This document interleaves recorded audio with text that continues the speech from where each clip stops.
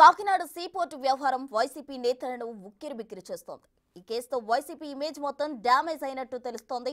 Kakinada port cess కు సంబంధించి 41% వాటాలు బలవంతంగా లాగేసుకున్నారని కేవీరావు మంగళగిరి సిఐడి పోలీసును ఆశ్రయించారు. ఫిర్యాదు మేరకు వైవి సుబ్బారెడ్డి కొడుకు విక్రాంత్ రెడ్డి, శరత్ రెడ్డి, విజయసాయి రెడ్డిలపై కేసు నమోదు చేశారు. ఇందులో A1 గా వై విక్రాంత్ రెడ్డి, A2 గా YCP MP Vijayasai Reddy, A3 గా శరత్ చంద్రారెడ్డి, A4 గా పీకేఎఫ్ శ్రీధర్ అండ్ సంతానం ఆడిట్ కంపెనీ, A5 గా అరబిందో రియాలిటీ అండ్ ఇన్ఫ్రాస్ట్రక్చర్ చేర్చారు.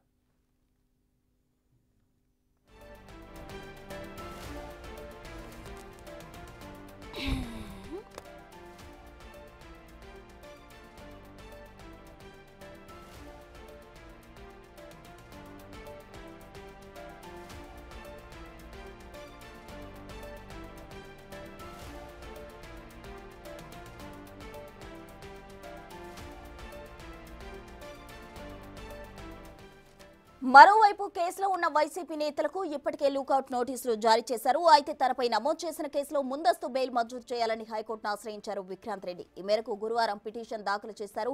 ఓటాల బదలాయింపు వ్యవహారంలో తనకు ఎలాంటి పాత్ర లేదని అందులో తెలిపారు. తన తండ్రి జగన్మోహన్ రెడ్డి బంధువు ఎంపీ అయినందున ఆయన రాజకీయ ప్రతిష్టను దిగజార్చేందుకు రాజకీయ ప్రయోజనాల కోసం తనపై ఫిర్యాదు చేశారని, కేసు కూడా పెట్టారని పేర్కొన్నారు. ఘటన జరిగిన 4.5 ఏళ్ల తర్వాత ఎందుకు కేసు పెట్టారో కారణాలు ఎఫ్ఐఆర్లో పేర్కొనలేదన్నారు.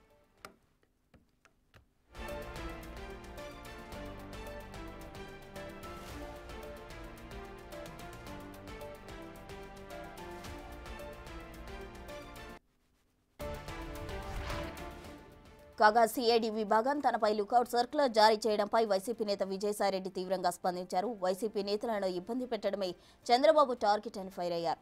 చంద్రబాబు మరో 4.5 ఏళ్లు అధికారంలో ఉంటారన్న విజయసాయి తాము అధికారంలోకి వచ్చాక ఆయనకు జైలు తథ్యమని సంచలన వ్యాఖ్యలు చేశారు. సింగపూర్లో బ్రోకర్ పనులు చేసే వ్యక్తి కేవీరావు అంటూ దుయ్యబట్టారు.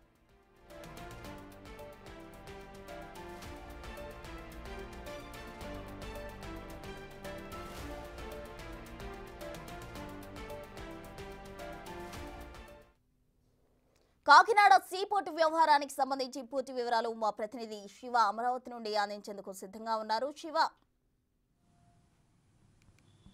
ప్రస్తుతం మొత్తం మీద చూసుకుంటే కాకినాడ పోర్టు వ్యవహారం ఇప్పుడు ఆంధ్రప్రదేశ్తో కాదు దేశవ్యాప్తంగా కూడా సంచలనంగా మారింది.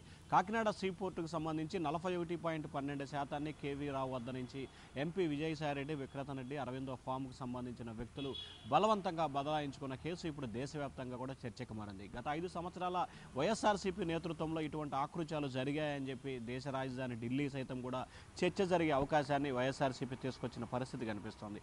ఒకవైపు ఆదాని ముడుపుల వ్యవహారం దేశవ్యాప్తంగా ప్రపంచ చర్చ జరుగుతుంటే తాజాగా సీపోర్ట్ వ్యవహారం మరొకసారి హాట్ టాపిక్ గా మారిపోయిన పరిస్థితి కనిపిస్తోంది.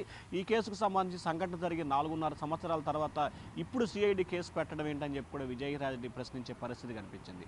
దాంతోపాటుగా మరొక వైపు ప్రధానమైన ఆరోపణలకు సంబంధించి కూడా ఏదైతే కేవీ రావుకు సంబంధించి ఇచ్చిన పోలీస్ స్టేట్మెంట్ 7 పేజీల్లో కూడా అనేక రకమైన ఆసక్తికరమైన అంశాలని ఆయన అందులో పొందుపరచడం జరిగింది. పలు కీలకమైన అంశాలని కూడా దాంట్లో మెన్షన్ చేసిన పరిస్థితి కనిపిస్తోంది. తాజాగా ఈ కేసులో తనకి ముందస్తు బెయిల్ కావాలని చెప్పి కూడా ఎంపీ సుబ్బారెడ్డి కుమారుడు విక్రాంత్ రెడ్డి ఏపీ హైకోర్టులో నిన్న బెయిల్ పిటిషన్ దాఖలు చేశారు.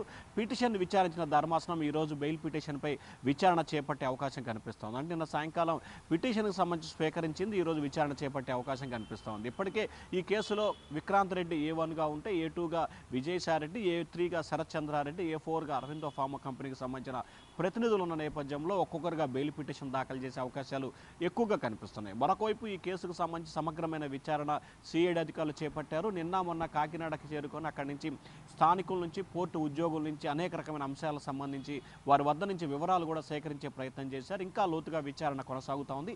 ఇవాళ రేపట్లో ఈ నలుగురు వ్యక్తులకు సంబంధించి కూడా ఏపీ సిఐడి అధికారులు విచారణకు హాజరు కావాలని చెప్పి కూడా నోటీసులు జారీ చేసే అవకాశాలు కనిపిస్తూ ఉన్నాయి. ప్రస్తుతం రైట్ శివ, థ్యాంక్ యూ.